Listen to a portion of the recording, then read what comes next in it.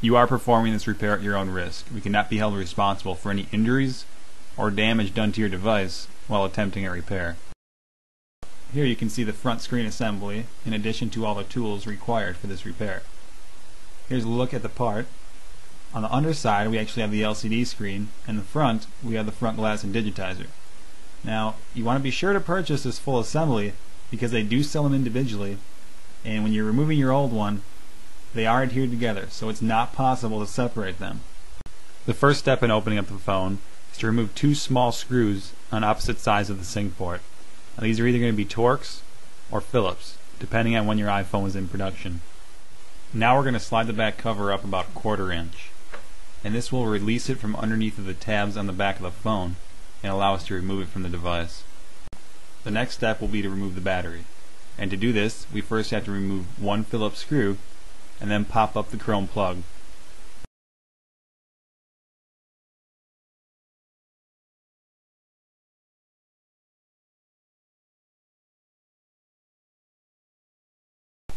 Next we'll grab our case opener tool and gently unplug the battery from the logic board as shown here.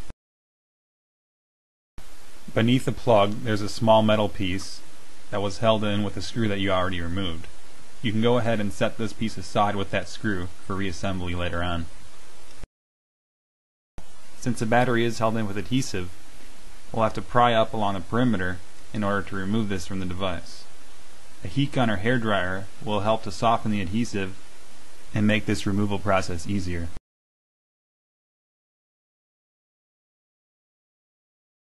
Before proceeding any further, we'll want to go ahead and remove the SIM tray. Now we have two Phillips screws that will need to be removed, and once we remove these there will also be a thin piece of metal that we can set aside with these screws.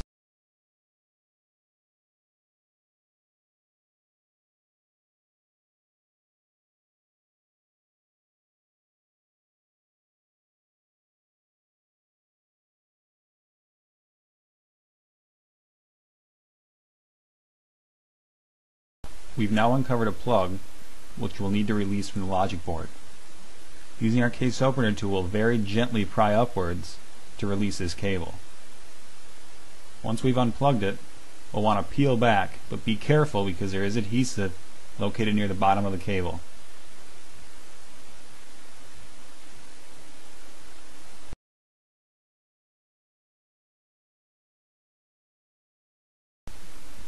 Next, we're going to go ahead and remove two more Phillips screws in the locations shown in the video.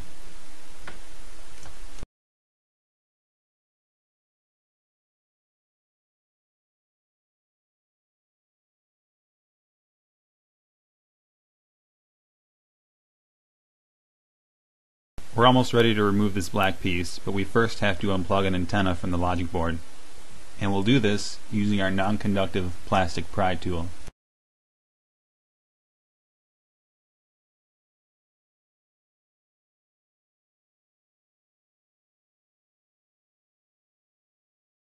And now we're going to go ahead and remove the vibrate module, which is located here and held in with two Phillips screws.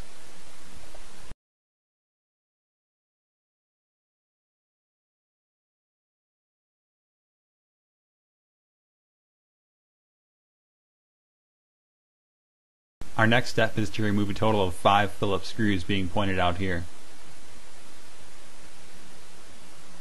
This will allow us to remove the thin metal black piece and give us access to 5 cables which we'll need to unplug from the logic board.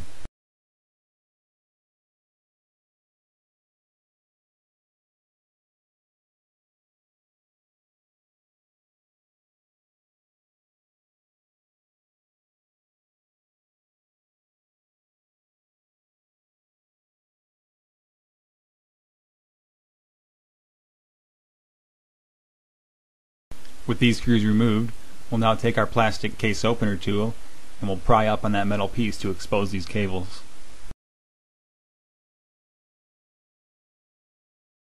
Before removing these cables, we'll first remove a couple more screws, starting with one that requires a small flathead screwdriver. There's one final Phillips screw holding the logic board in place, and it may be covered by a white sticker as shown here. So we'll first remove that sticker to expose the screw, and then we'll go ahead and remove it. Now our next step will be to unplug the camera. So we'll go ahead and use our case opener tool once again and gently wedge up on the plug. And the camera will just sit in place for now. We now have 5 similar cables to unplug from the board, and we'll start with the LCD cable.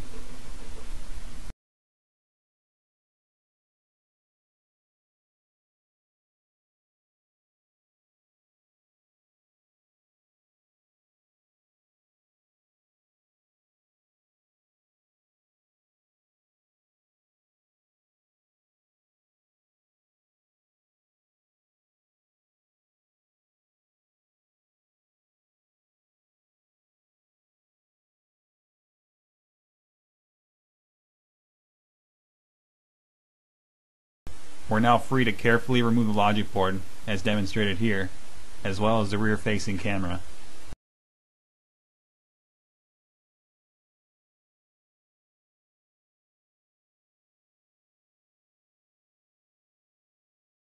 What we need to do now is remove a total of 10 Phillips screws located around the inside perimeter.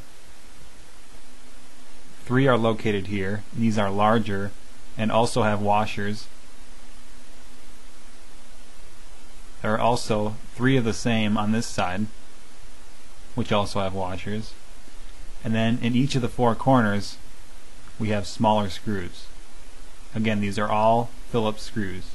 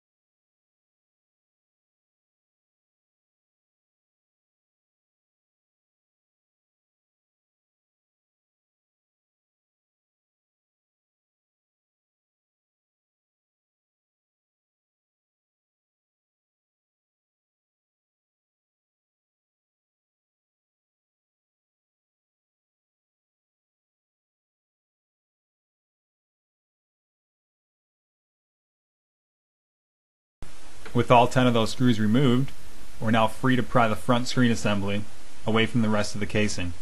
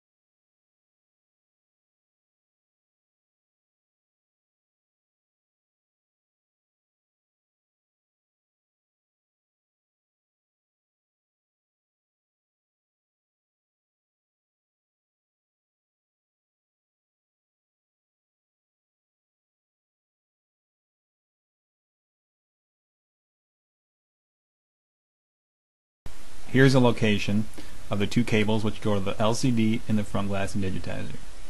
And we're going to have to feed those through a hole in the metal casing.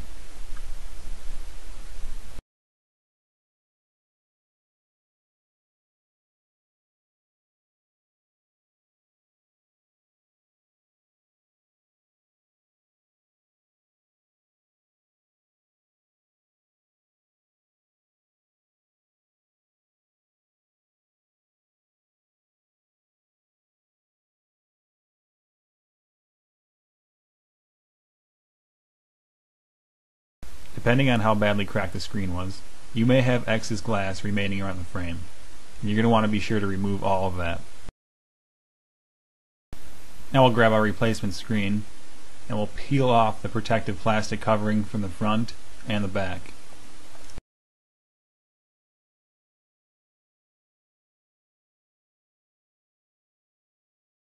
The next step will be to install our replacement screen, and we're going to insert those cables back through the hole just as we took the old screen out. Be sure that both cables go all the way through. I find that the front glass and digitizer cable, which is the flimsier of the two cables, tends to get caught on the metal frame.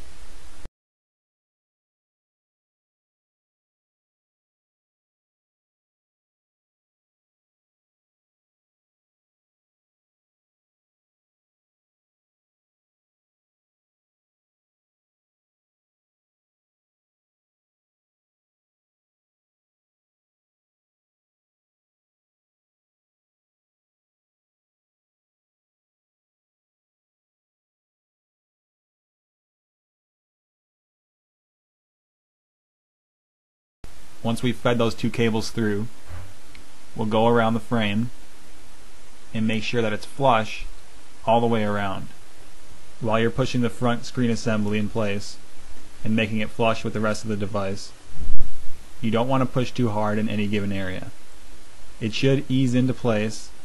If you apply too much force in any given area, you could easily crack either the under LCD screen or the front glass and digitizer. We're now ready to reinstall the 10 Phillips screws that we removed previously to take out the old screen.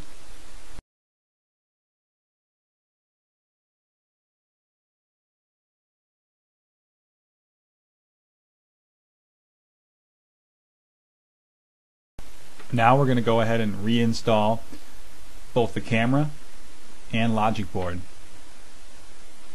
Now the camera has a metal tab that actually sits on top of the logic board, but underneath of the LCD cable.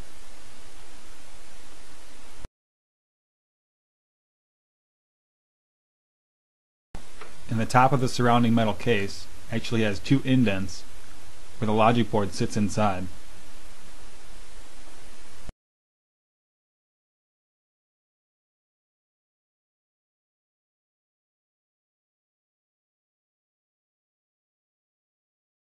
With the logic board flush up against the screw holes, we'll go ahead and plug the camera back in.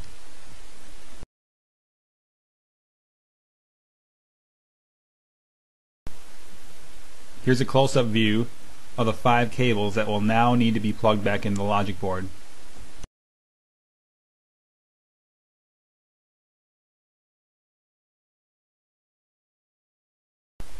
And you don't want to force any of these cables. Once you have them in the right spot on the plug, it should ease right in.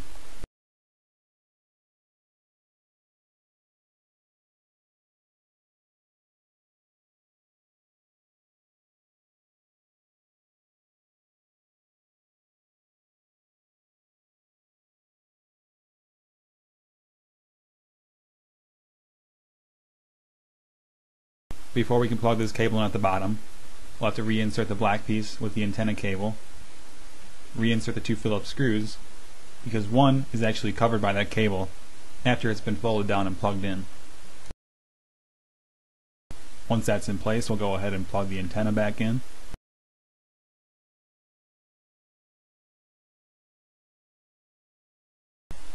And then we can reinsert those 2 Phillips screws.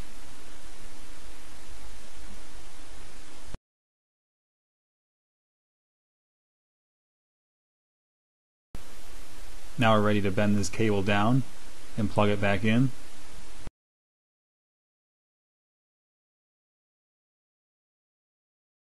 Before we put the metal cover over that cable and reinsert the 2 Phillips screws, we'll first put a Phillips screw in this area of the logic board to keep it down. Grabbing that thin metal piece, we'll put it over the cable and reinsert those 2 Phillips screws.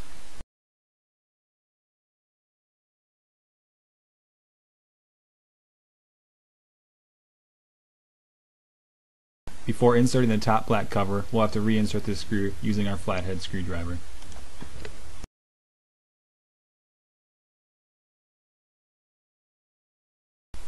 we can now snap this black cover back in place and reinsert those 5 Phillips screws.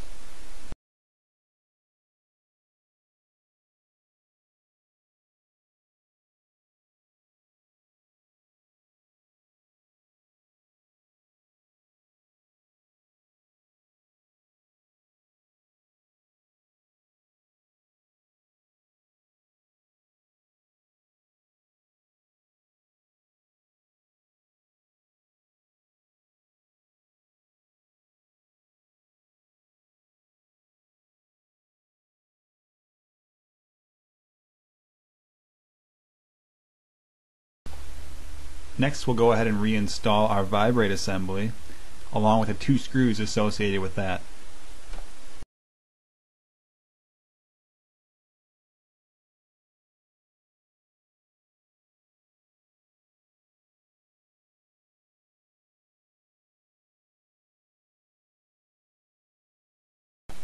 And now it's time to reinstall our battery. And the first step in doing that is to place this small metal piece in the location shown in the video, where it will eventually be sandwiched in between the battery's plug and the port on the logic board, and then held into place with a small Phillips screw. Begin applying a pressure on that plug, and once it's in the right position over the actual port on the logic board, it should ease right into place. Now we'll go ahead and reinsert that small Phillips screw to secure the battery plug in place.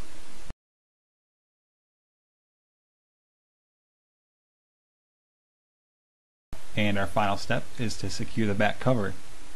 Now we'll go ahead and rest that with about a 1/4 inch overhang on the top, and we'll slide it downwards, making sure that the back cover remains flush around all sides, so you're actually applying a downward force while sliding. And now all that's left to do is to reinstall the 2 small either Phillips or Torx screws at the bottom on opposite sides of the sync port.